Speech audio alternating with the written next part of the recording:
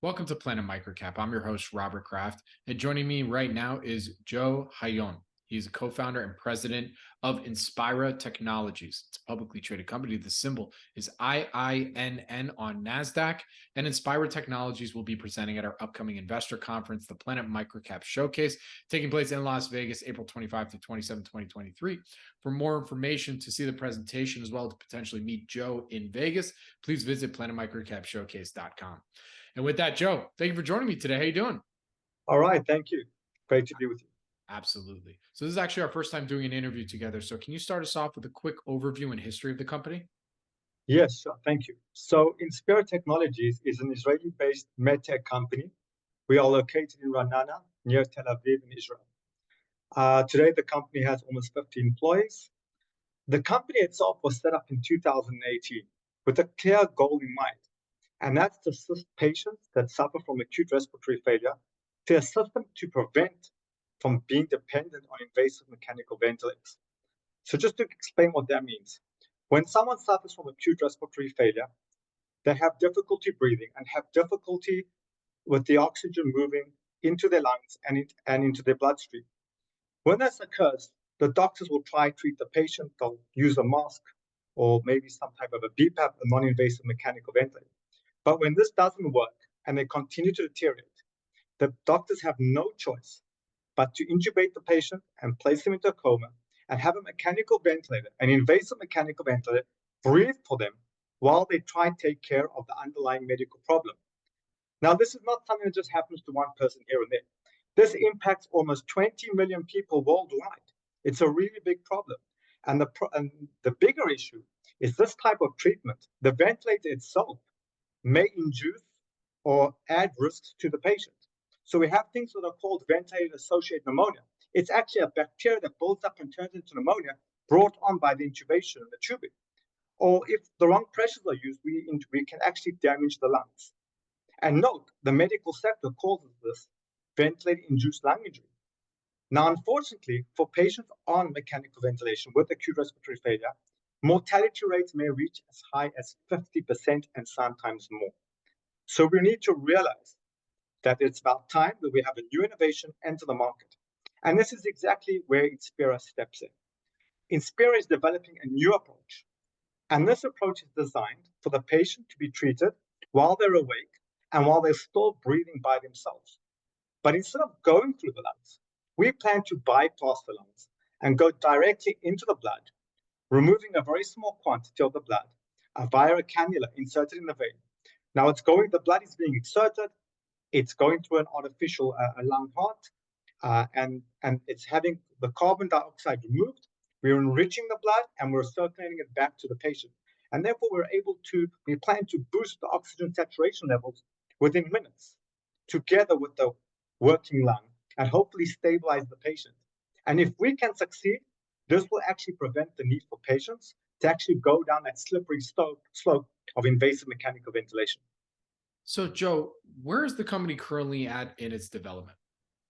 So our company on this specific product, the flagship product, the Inspira ART, we are in development.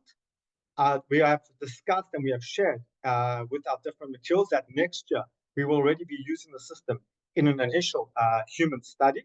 And again, we will continue to do pilot studies ahead of the FDA submission. But I do want to share something with all of you, is that Inspira is developing disruptive technologies and a disruptive pipeline. So we have other items, other products, which are the building blocks of our flagship Inspira ART. For example, we have a non-invasive blood sensor that we're working on, which originated from the ART and is now being turned into a standalone product. And what it does, it uses an optical sensor with AI, with an AI-based model and algorithms to basically continuously and measure key blood parameters at real time. And the reason we want to do this is we want to be able to monitor what's happening in the blood while we're doing blood oxygenation. And we also want to make sure that the systems performing blood oxygenation are not malfunctioning, which could also pose a threat to a potential patient. Now, this product is currently in clinical research studies. And again, we will continue with development and hopefully next year go towards the submission process. A second product that we have, another building block of the Inspira ART is called the ALICE. It is known as a type of ECMO. In other words, it does extracorporeal blood, cardiac and pulmonary support. But this is a last resort, a salvation treatment for someone who's had a very bad heart attack or their lungs are really in the worst case ever. And what we're showing here is more Inspira capabilities about how we can oxygenate blood. But what's really unique here is that this specific product is planned to go to FDA submission in the second half of this year. And why is this all important? Because we've got this big product, the Inspira ART, which could treat millions and millions of patients. But we have the building blocks, which include our capabilities that are already developing, going towards FDA submission, going towards clinical trials, so that the market can have a very clear indication of how we are progressing, both technologically wise and also operational wise, and how we prepare for go to market.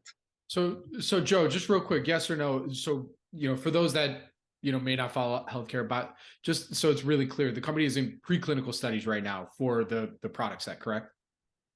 The company is in development, and in a sense, depending on what product it is, the ALICE will go right into FDA submission. That's the plan. The HYLA maybe as well. The ART will have to go through clinical studies with humans. Got it. So preclinical, it depends very much if you want to prepare information for FDA. It depends, but it doesn't. We have done preclinical work to date.